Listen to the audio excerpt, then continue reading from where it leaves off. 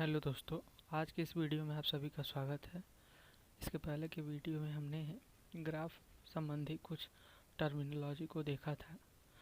आज हम ग्राफ को स्टार्ट करेंगे जिसमें हम एलिमेंट्री ग्राफ को देख रहे हैं। और तो चलिए वीडियो को शुरू करते हैं। पहला है कांस्टेंट ग्राफ। कांस्टेंट ग्राफ जैसा कि आप ऐसे दिया हो कोई function y = f(x), constant graph या कांस्टेंट फंक्शन y = f(x). देखिए y को f(x) भी कर सकते हैं, f(x) को y भी कर सकते हैं। इसका ये सिंबल होता है, ये समीकरण इक्वेशन होता है y = f(x) या f(x) = k, ये सिंबल होता है। कहने का मतलब इसमें क्या है, इसमें x की कोई भी वैल्यू आप डालें 0 से लेकर इनफाइनाइट तक, तो ये क्या देगा, k ही देगा। जैसे अगर x = 0 रखेंगे तो y हमें क्या मिलेगा, k मिलेगा। x = 1 रखेंगे तो y हमें क्या मिलेगा, k मिलेगा। x = 2 रखेंगे तो हमें y क्या मिलेगा, k मिलेगा। x = -1 रखेंगे तो y की वैल्यू हमें क्या मिलेगा, k मिलेगा। ऐसे एंड सो ऑन, ऐसे चला जाएगा। हम x की कोई भी वैल्यू रखें ये k ही देगा। जैसे कोई लड़का हो, उसे घूमने के लिए मना किया जाए, चाहे कुछ भी दिया जाए उसे, लेकिन वो घूमना नहीं छोड़ेगा। उसी प्रकार से ये फंक्शन है y = f(x), k है, k कोई कांस्टेंट है, कुछ भी आप x की वैल्यू रखें वो वही देगा। तो इसका ग्राफ कैसे बनेगा, तो देखिए y = f(x), यानी ये इस प्रकार से हो गया।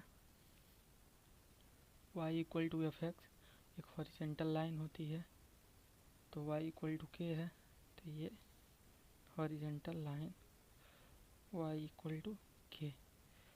अब देखिए k है यहाँ पे, तो ये इसका कोऑर्डिनेट कितना आएगा, 0, k। अब बारी आती है डोमेन और रेंज लिखने के लिए, तो इसका डोमेन क्या होगा। अब देखिए ये पूरे रियल नंबर पे है, x का इसका परछाई जहाँ तक ये अंत नहीं हुआ है ये पूरा एकदम चलता चला, तो यानी कि इसका डोमेन क्या होगा, r होगा। क्यों, क्योंकि ये पूरे x पे इसका परछाई बन रहा है। रेंज क्या होगा, रेंज देखिए रेंज क्या होगा, इसमें सिर्फ k वाले ये पॉइंट बस मिल रहा है, जबकि पूरा y एक्सिस छूटा हुआ है, सिर्फ यही बस मिल रहा है, तो इसको हम ऐसे लिखेंगे k। तो ये हो गया, ये कांस्टेंट फंक्शन के बारे में था। कांस्टेंट फंक्शन क्या है, कोई भी फंक्शन दिया रहेगा, कांस्टेंट मतलब कोई भी कांस्टेंट दिया रहेगा, 4 दिया रहेगा, 5 दिया रहेगा, जैसे y = 4, उसमें x की कोई भी वैल्यू रखेंगे वही देगा। तो इसीलिए इसका ग्राफ इस प्रकार से बना। अब इसके बाद आता है लीनियर फंक्शन। तो लीनियर फंक्शन, लीनियर मतलब आपको पता ही है कि लीनियर में सिर्फ ऐसे बीजीय व्यंजक, ऐसा इक्वेशन जिसमें चर का घातांक केवल 1 होता है, चर का घातांक 1 होता है। यानी कहने का मतलब यह है कि जो उसमें चर रहेगा या वेरिएबल रहेगा, जो उसमें वेरिएबल रहेगा उसका पावर क्या होगा, 1 होगा। जैसे कि ये दिया है ax + b, तो इसमें वेरिएबल क्या है, ax वेरिएबल है, इसका पावर क्या है, 1 है, तो इसे हम लीनियर कहते हैं। तो देखिए इसमें क्या, पहली बात तो ये नॉन हॉरिजेंटल लाइन है। नॉन हॉरिजेंटल का मतलब ये इस प्रकार की लाइन नहीं है, किसी एक मान लीजिए या तो y एक्सिस को कट करे या x एक्सिस को कट करे, ऐसा इसमें नहीं होगा। तो यानी कि पहला पॉइंट क्या है, नॉन हॉरिजेंटल लाइन, हॉरिजॉन्टल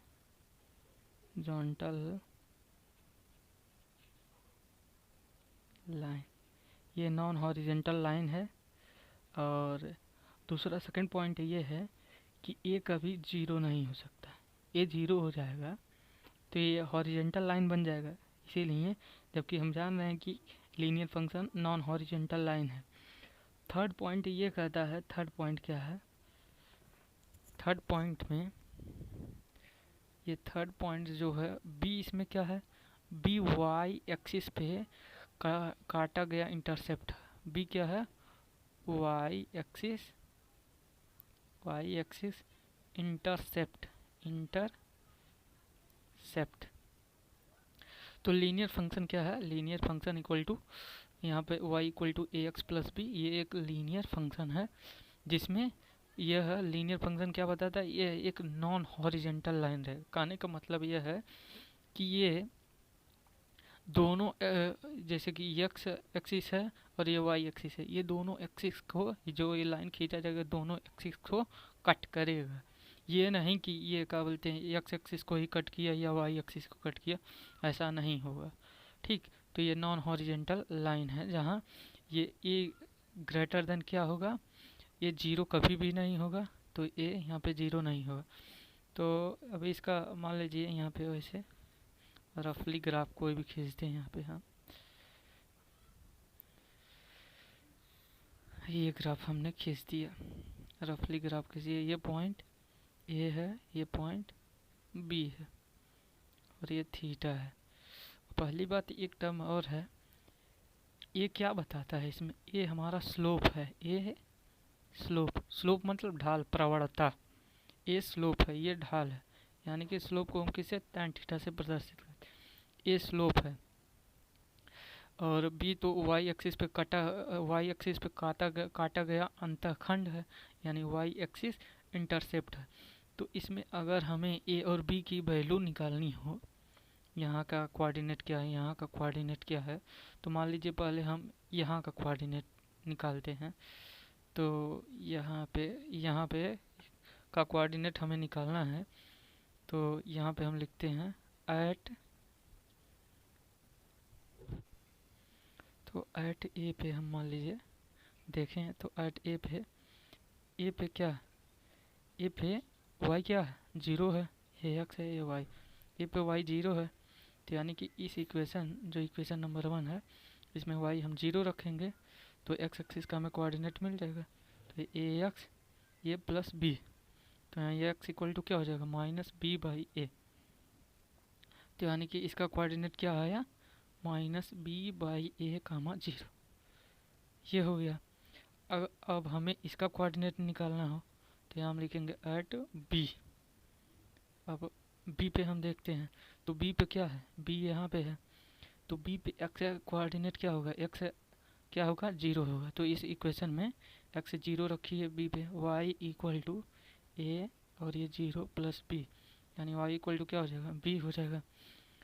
तो ये इसका कोऑर्डिनेट क्या हो जाएगा, इसका कोऑर्डिनेट आपका हो जाएगा जीरो कामा बी।